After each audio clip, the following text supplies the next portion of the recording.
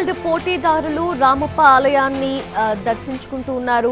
35 దేశాల అందగత్తెలను ఆశీర్వదించారు ఆలయ అర్చకులు. మొత్తంగా 109 కంటెస్టెంట్స్ వరకు కూడా రావడం జరిగింది. 109 కంటెస్టెంట్స్ అయితే ఒక్కొక్క టూరిజం స్పాట్ కూడా, అంటే ఒక్కొక్క ప్లేస్కి కూడా, అత్యున్నతమైన ప్లేసెస్కి, మన తెలంగాణలో గల ప్లేసెస్కి కొంతమందిని పంపిస్తూ ఉన్నారు. అయితే ఈరోజు 35 మంది కంటెస్టెంట్స్ వరకు కూడా రామప్ప ఆలయానికి చేరుకున్నారు. అక్కడ రామప్ప ఆలయాన్ని సందర్శిస్తూ ఉన్నారు. ఈవెన్ అక్కడ గైడ్ని కూడా వాళ్ళకి ఏర్పాటు చేయడం జరిగింది. గైడ్ వాళ్ళకి అన్ని కూడా ఎక్స్ప్లెయిన్ చేస్తూ ఉన్నారు. కంప్లీట్ ట్రెడిషనల్గా మనం చూస్తున్నాము. భారతీయ సంప్రదాయ దుస్తుల్లో ప్రపంచ సుందరిమణులందరూ కూడా అక్కడ డ్రెస్అప్ కావడం, ఈవెన్ పూలు కూడా పెట్టుకున్నారు చాలామంది. సో ఎంత సంప్రదాయ దుస్తుల్లో ఎంతో అందంగా సుందరిమణులందరూ కూడా తయారయ్యి రామప్ప ఆలయానికి చేరుకున్నారు. రామప్ప ఆలయాన్ని సందర్శిస్తూ ఉన్నారు. అక్కడ దర్శనం అనంతరం అక్కడ ఆలయ అర్చకులు వారిని ఆశీర్వదించడం కూడా జరిగింది. మనం చూస్తున్నాము ఎన్టీవీ స్క్రీన్ మీద విజువల్స్లో.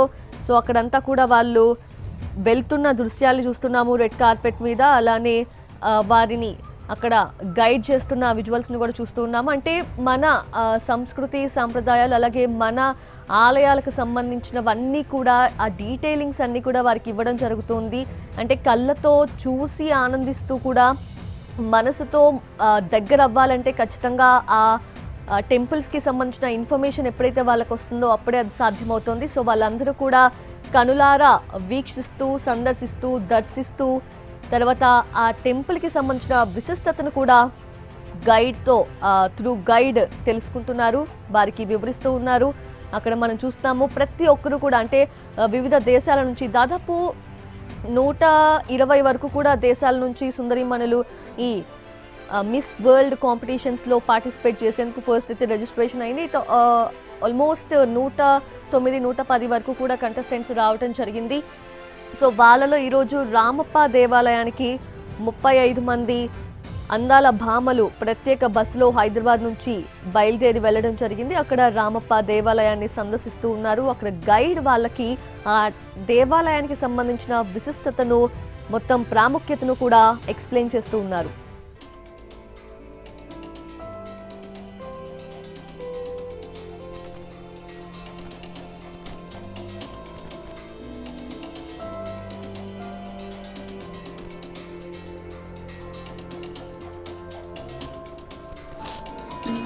ఉందంతా కూడా సిచ్యువేషన్.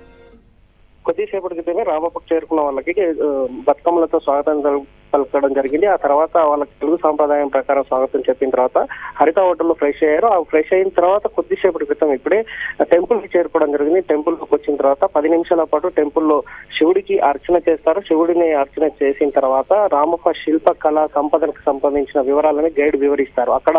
దాని తర్వాత అక్కడ ఉన్నటువంటి సాంస్కృతిక కార్యక్రమాలను తిలకిస్తారు. ఆ తర్వాత అక్కడ భోజనం చేసి 9-9:30 ప్రాంతంలో రిటర్న్ అవుతారు. ఒక బృందం యూరోప్ కంట్రీకి సంబంధించినటువంటి 35 మంది సంబంధించినటువంటి విదేశీ వంశీయులందరూ కూడా, సుందరిమణులందరూ కూడా చేరుకున్న కారణే అక్కడ తెలంగాణ సాంప్రదాయాలకు సంబంధించినటువంటి సాంప్రదాయాలతో వాళ్ళకి స్వాగతం పలికి వాళ్ళని ఫ్రెష్ అయిన తర్వాత రామప్ప టెంపుల్ తీసుకురావడం జరిగింది. టెంపుల్ కి వస్తున్న వాళ్ళకి స్వాగతం చెప్తారు. పూర్ణ కుంభంతో టెంపుల్ ఆచారం ప్రకారం లోపలికి తీసుకెళ్లి పూజా కార్యక్రమాలు పాల్గొంటున్నారు. ప్రస్తుతం వాళ్ళు రామప్ప టెంపుల్లో పూజా కార్యక్రమాలు నిర్వహిస్తున్నారు. నిర్వహించిన తర్వాత ఆ టెంపుల్ శిల్ప సంపదకి యునెస్కో గుర్తింపు రావడానికి గల కారణాలు ఏంటి, ఏ విశిష్టతతో యునెస్కో గుర్తింపు రావడానికి కారణమైపోయింది, అక్కడ ఉన్నటువంటి ఎప్పుడు టెంపుల్ నిర్మాణం జరిగింది, దానికి ఉన్నటువంటి చరిత్ర, ప్రాతిష్ఠితం రెండింటిని వివరిస్తారు. వాటిని వివరాలు తెలుసుకున్న తర్వాత ఫోటో షూట్ కూడా ఉంటుంది. ఫోటో షూట్ తర్వాత అక్కడే డిన్నర్ చేసి ఆ తర్వాత హైదరాబాద్ బయలుదేరిపోతారు. ఇంకొక బృందం 22 మందికి సంబంధించిన బృందం ఇప్పుడు రామప్ప టెంపుల్లో అక్కడ మిగిలిన వాళ్ళు ఉంటే వరంగల్ నగరంలో 2 చోట్ల పర్యటన చేస్తున్నారు. ప్రస్తుతం 1000 స్తంభాల గుడికి ఇంకొక బృందం చేరుకోవడం జరిగింది. వీళ్ళందరూ కూడా అమెరికా సమీపంలో ఉన్నటువంటి దేశానికి సంబంధించినటువంటి సుందరిమణులందరూ కూడా వాళ్ళకి 1000 స్తంభాల గుడికి స్వాగతం పలికేలాగా ఏర్పాటు చేయడం జరిగింది. ప్రస్తుతం ఇక్కడ ఉన్నటువంటి ఉన్నతాధికారులు, పోలీస్ అధికారులు వాళ్ళకి స్వాగతం పలికి లోపలికి తీసుకొస్తున్నారు. రామప్ప టెంపుల్లో పూజ చేస్తారు. ఇక్కడ ఉన్నటువంటి కూలిపోయినటువంటి కళ్యాణ మంటపాన్ని పునర్నిర్మాణం చేసినటువంటి విధానాన్ని వాళ్ళకి వివరించడం జరుగుతుంది. అలాగే త్రికోట ఆలయం సంబంధించినటువంటి విశిష్టతను కూడా చెప్తారు. ఇక్కడ ఎలా కాకతీయ రాజులు దీన్ని నిర్మాణం చేశారు, అసలు ఏ పర్పస్ లో నిర్మాణం చేశారు, ఇక్కడ వాళ్ళు యుద్ధం పోయి వెళ్ళేటప్పుడు వాళ్ళకి ఎలా స్ఫూర్తి పొందేలాగా ఇక్కడ నాట్య రూపకాలు ఉండేటి అనే దాన్ని కూడా వివరించిన తర్వాత ఇక్కడ నుంచి 1000 స్తంభాల కోటకి ఇక్కడ నుంచి కిలావరంగల్ కోటకి వెళ్తారు. కిలావరంగల్ కోటలో కాకతీయ రాజులు పాలించిన టైంలో వాళ్ళకి ఎలా వాటిని దుర్భేద్యంగా కోట నిర్మాణం చేశారు, వాళ్ళ పాలన ఎలా సాగేదనే విషయాన్ని వివరించేలాగా 2 టీములు ఉమ్మడి వరంగల్ జిల్లాలో పర్యటన జరుగుతుంది.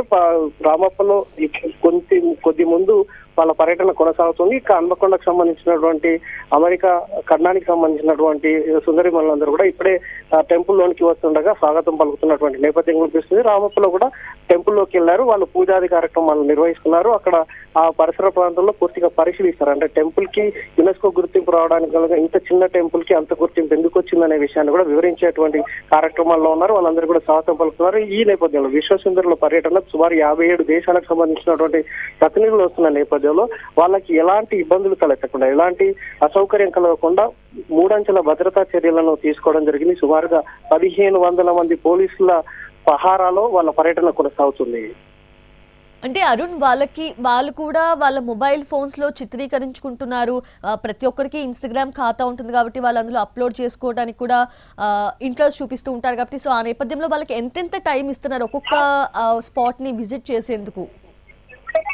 దాదాపు అంటే 2.5 గంటల పాటు స్పాట్ లో ఉండేలాగా ఏర్పాటు చేయడం జరిగింది. రామప్ప దేవాలయంలోనే సుమారుగా 2.5 గంటల పాటు ఉన్నారు. అక్కడ ఎవరికైతే దాని విశిష్టత అర్థమవుతుందో దాని తర్వాత వాటి మీద ఇన్స్పైర్ అయ్యి వాళ్ళు కనుక తీసుకోవాలి, దాని మీద పిక్చర్ చేయాలనుకుంటే కనుక వాళ్ళకి ఫోటో షూట్ కోసం సుమారుగా 45 నిమిషాల పాటు సమయం ఇచ్చారు. 45 నిమిషాలు వాళ్ళు ఇష్టానుసారంగా తీసుకోవచ్చు. ఆ తర్వాత లేదంటే టీమ్ ఫోటో షూట్ గా తీసేలాగా ఏర్పాటు చేయడం జరిగింది. వాళ్ళందరూ కూడా సాంప్రదాయక దుస్తుల్లోనే వస్తున్నారు. తెలుగు సాంప్రదాయ దుస్తుల్లో వాళ్ళ కల్చర్ ని ఉట్టిపడేలాగా ఉండేటువంటి దుస్తులతో పాటు మన తెలంగాణలో కానీ తెలుగు సాంప్రదాయాల ప్రకారం భారతీయ సాంప్రదాయానికి తగ్గట్టుగా శారీలు కట్టుకుని వాళ్ళందరూ వస్తున్న నేపథ్యంలో ప్రతి ఒక్కరికి ఒక పూల బొకే ఇచ్చి వాళ్ళని దండలు ఇచ్చి ఇక్కడ సాంప్రదాయాన్ని వాళ్ళకి తెలుపుతూ ఇక్కడ ఉన్నటువంటి మహిళలు వాళ్ళకి స్వాగతం పలుకుతున్నారు.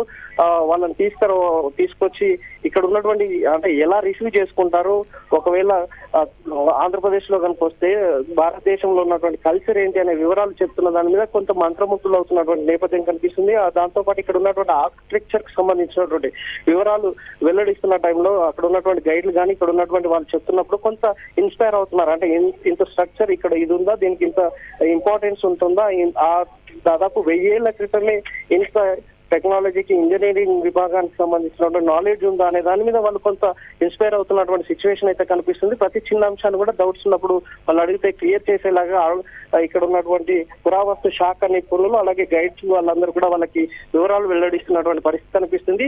సుమారు 2.5 గంటల పాటు వాళ్ళు ఇన్స్పైర్ అయి తీసుకునేది ఏదైనా విషయాలు తెలుసుకునేలాగా కూడా అవకాశాన్ని కల్పించేలాగా ఏర్పాటు చేసిన నేపథ్యంలో ఒక్కొక్కరికి 5 నుంచి 10 నిమిషాల పాటు ఫోటో షూట్ కి అవకాశం కల్పిస్తున్నారు.